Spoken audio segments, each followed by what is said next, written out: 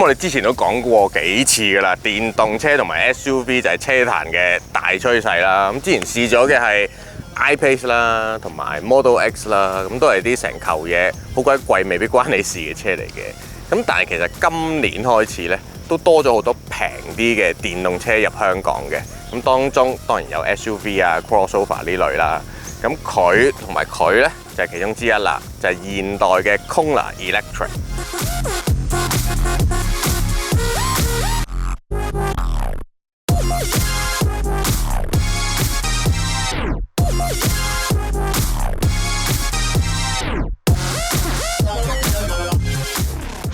咁對於你又好，對於我又好呢，其實 Kona 係一部全新嘅車呢，的確係有啲陌生嘅。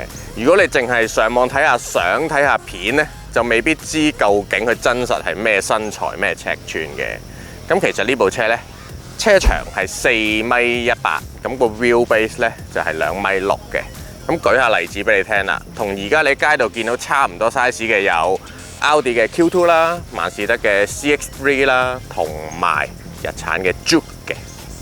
咁而家興 crossover 啊嘛，但係我覺得 crossover 咧都有一個共通點嘅，就係玩 style 嘅。咁呢部 Kona 咧，你睇個車頭其實都幾別緻嘅，上邊咁幼呢一條咧，其實就唔係頭燈嚟嘅，就係嗰個日行燈同埋個指揮燈。咁個頭燈就跌咗落下邊嘅，所以就形成咗一個唔係好常見嘅上一組燈下一組燈咁樣嘅設計啦。咁同埋電動車又唔係真係需要鬼面罩噶嘛，因為呢度入氣都冇乜用噶啦。咁就變咗一個冇鬼面罩嘅設計啦。咁上邊咧就有啲凹凹凸凸嘅十字紋咁樣啦，同埋佢叉電嘅位亦都係擺咗喺前邊嘅。咁至於成架車嘅車側啊，咁就比較正常啦，似翻一架正常嘅 hatchback 仔，不過就升高啲。咁你見到車尾呢邊咧，其實都係正常翻啲嘅，即係就唔似車頭玩得咁誇張嘅。咁點解今次試車一次過見到兩架咁多呢？因為其實睇落係一樣，其實兩架呢係有分別嘅。因為今次 Kona 嘅 Electric 呢，一次過係出咗普通續航版同埋一個叫做 Range Plus 大電嘅遠續航版嘅。咁佢哋嘅分別呢，當然就係個電池 size 唔同啦。咁計翻其實大呢部呢，多咗63% 嘅電嘅，咁多咗電，自然續航距離就遠咗啦。咁如果你講叉電呢，用50 kW 嘅直流電啦，即係佢哋所謂嘅快叉。咁呢部呢，就1個鐘頭內可以由0叉到80%噶啦。咁呢部呢，就耐少少，1個鐘頭3個字啦。咁除咗個續航距離有分別呢，個馬力都有啲唔同嘅。咁其實加速咧都係有影響嘅。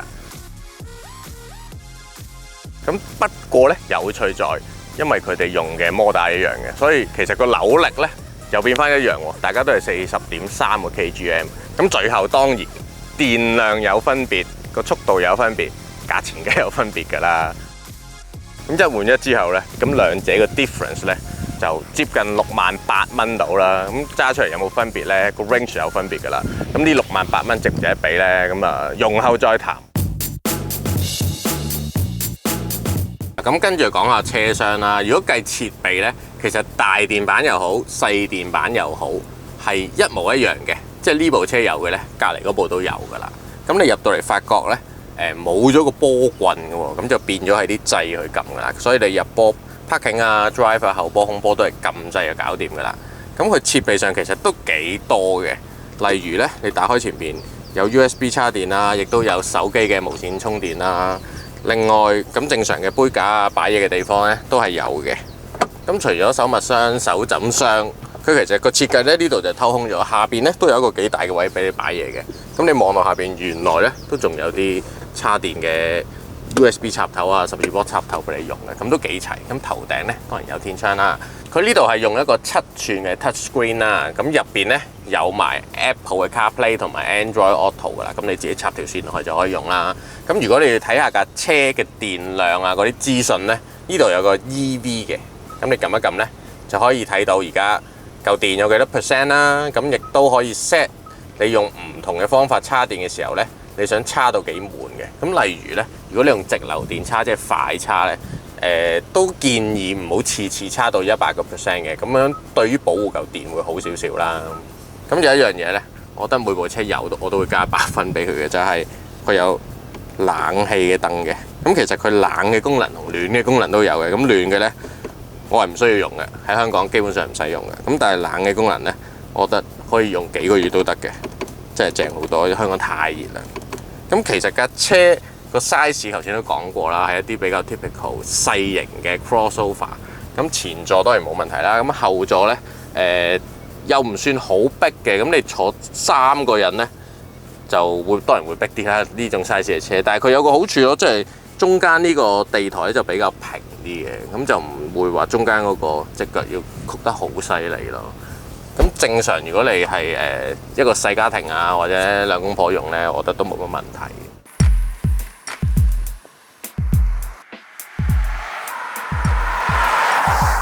嗱，咁嚟到最後一 part， 當然係試車啦。哇！點解你突然出現㗎？係啊，係我啊。咁 old school 嘅賣廣告啊嘛。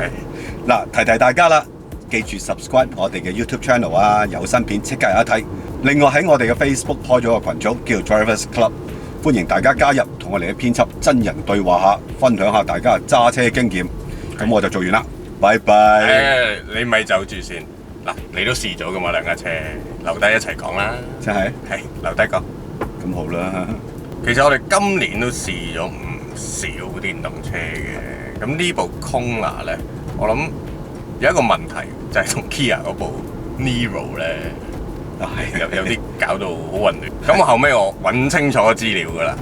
咁其實咧 Kona 同 Niro 雖然無論佢哋大電版、細電版價錢差唔多啦，咁其實兩部車咧就唔係同一個 cat 嘅嘢嚟嘅。Niro 會比 Kona 大少少啦，個 wheelbase 長10 cm， 車身亦都差唔多長20 cm 嘅。咁嗰個底盤咧就同現代嘅 Ioniq 咧係一樣嘅，個 wheelbase 都係2.7米嘅。咁大家要搞清楚啦。嗱，咁呢部 Kona 屬於係比較入門啦、平少少嘅電動車啦。咁通常啲入門車咧，如果汽油車冇乜 driving mode 啊，冇乜特別嘢俾你撳嘅。咁但係呢部車都有嘅。首先咧就係佢有2個 pedal shift 咁嘅嘢啦，其實就係攞嚟控制嗰個動能回收嘅程度嘅。佢分咗好幾級嘅，0咧就代表冇動能回收嘅，即係你鬆油嘅時候咧，佢就流得好遠，咁期間就唔會話叉翻電咁樣嘅。咁你一路上有1、2、3，咁啊每一級咧就會拖得勁啲，咁嗰個叉電嘅情況咧就會個程度就會高啲咁樣咯。咁另外就有幾個 mode 嘅。頭先你試過邊個 mode 咧？基本上除咗 Eco Plus 之外，都試過啦。首先咧 ，Eco 已經真係慳家到不得了嗰種，真係好腍啊。咁 Eco Plus 就冇埋冷氣，今日34度，點試啊？我覺得咧 ，Sport 同 Comfort 咧，其實個差別又唔係真係明顯得咁誇張。即係你撳咗之後個 Sport 咧係有少少湧少少，一下咁出電出多啲。係啦，出電出多咗嘅。即係以我過去揸，譬如 i3 我啲嘅，就 Comfort 同 Sport 嗰個感覺係有較明顯嘅分別。呢部唔係太明顯嘅，咁所以電車簡單啲啦，不如係啦，用翻佢 default 嗰個啦。係啦，用翻 default 啦啊！你有冇發現咧？佢左邊嘅 pedal 咧，係當你 hold 住嘅時候咧，你係可以停低架車嘅。哦，係喎，你可以拉實佢，係啦，跟住拖得好慢，好慢，好慢，好似仲勁過個 level 3咁樣，哦，停埋㗎啦，直頭停埋，冇用過 brake 嘅，冇踩過 brake 啊，冇用過 brake 嘅。譬如喺 Leaf 嗰度咧都有類似嘅，喺 i3 都有類似，但係就用個腳嗰個油門踏板去做到呢個效果。但係呢個咧就用手去做。咁點解唔用腳踩 brake 咧？我頭先咁用下用下，我又覺得呢個都幾好用，係咩？我首先用呢一個，咁如果我覺得前邊又通翻啦，我又鬆翻個 pedal 咧，佢又跌翻去你原本預設嗰個動能回收嗰個程度嗰度喎。譬如你係 set 係0，咁佢又跌翻去0㗎咯喎。我發覺咧，你撳住個 pedal，再剎車，頭段嗰個感覺咧係差唔多嘅。但係咧，如果你腳再按深啲，你發覺真係效果真係嚟嘅，即係減速會快咗嘅突然間。好啦，咁揸落又俾到啲咩感覺我哋咧？即係究竟係一架 daily 嘅腳車好啊，定係其實都有啲玩下嘅元素喺度咧？我就覺得係日用車嚟嘅。你可能一聽到日用車，你即刻得啦收線熄 channel。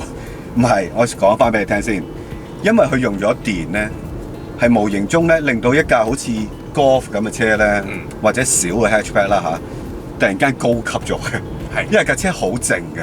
係，每次加速啊減速啊，冇乜啲聲音啊震盪嘅滋擾，你就發覺呢個係一個呢個空間就係電車好優勝嘅地方，就係個空間係好 isolate 嘅個感覺。Even 我停低架車喺度着住冷氣，30幾度嘆冷氣咧，我都發覺好清涼啊！特別清涼嗰種感覺，唔知點解，因為你唔感覺到有熱力喺你個車廂外邊嘅。好清新啊！係啊，好清新啊！真係。咁你話佢有冇玩嘅元素咧？我又覺得唔係我種。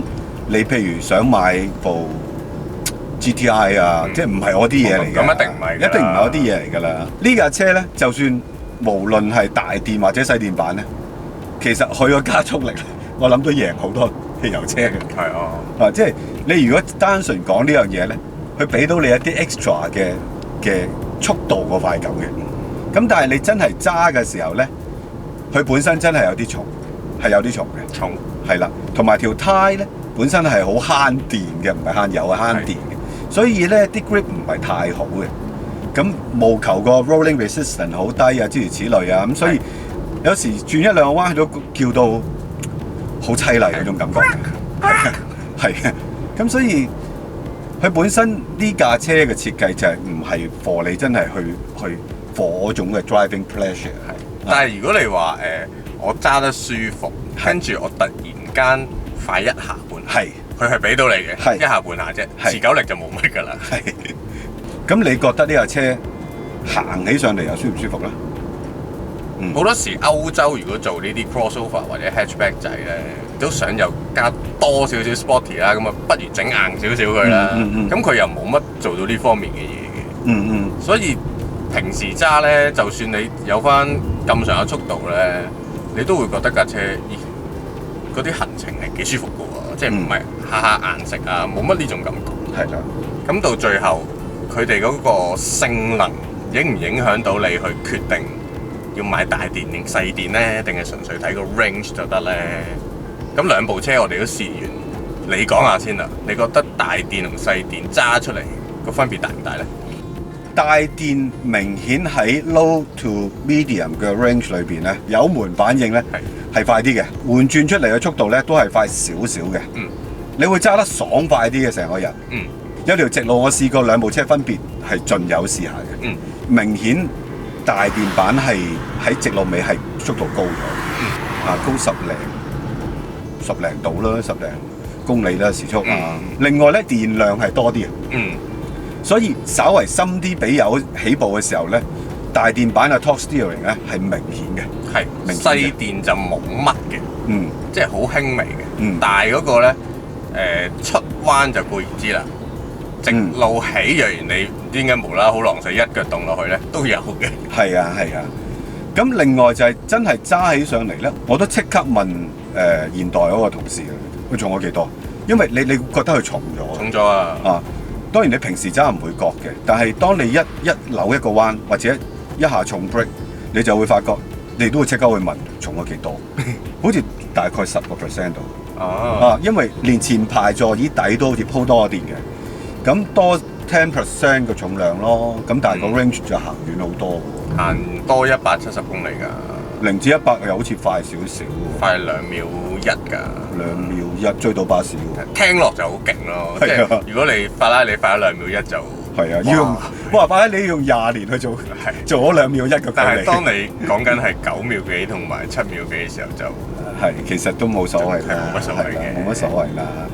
若然好正常咁揸，我今日由九龍灣揸到入嚟大美督，其實成個過程我相信兩部車唔會俾到你太大分別咯。但係我自己比較奄尖啲嘅，即係我間中都會揸下快少少。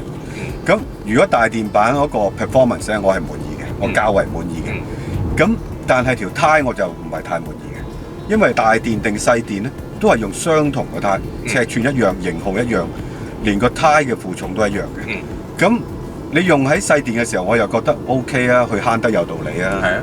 但係用喺大電嘅時候，喂，你唔使咁慳係嘛？同條胎我當然有兩個評語喎，就係個 power 真係落到碌轉化成一種推動力嘅時候，我係覺得如果用條 grip 好啲嘅胎咧，咁就你會開心好多啦，安心啲。係啦，亦都安心啲。你夠膽俾電，係啦，夠膽俾電，係。